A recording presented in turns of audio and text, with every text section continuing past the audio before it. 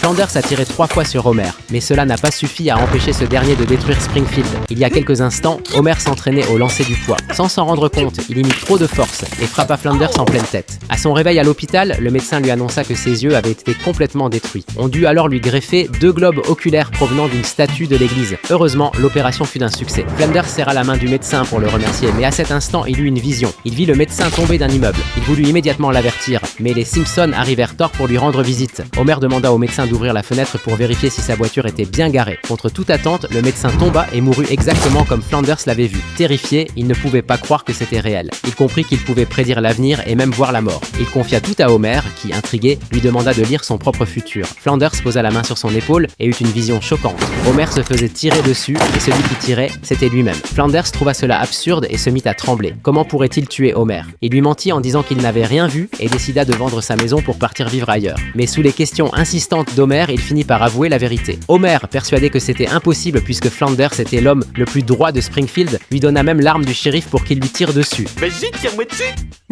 Je suis mort de trouille. Ned Flanders pointe un revolver sur moi. Tu pourrais même pas me tuer par accident, même si je tapais sur le canon comme ça.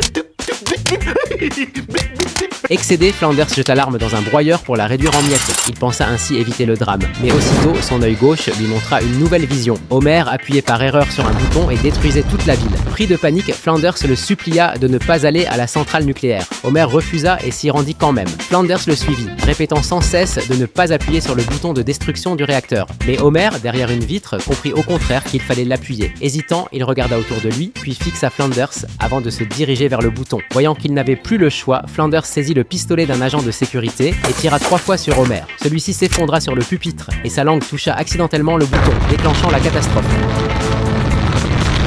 C'est alors que l'œil droit de Flanders s'activa et le ramena en arrière dans la matinée.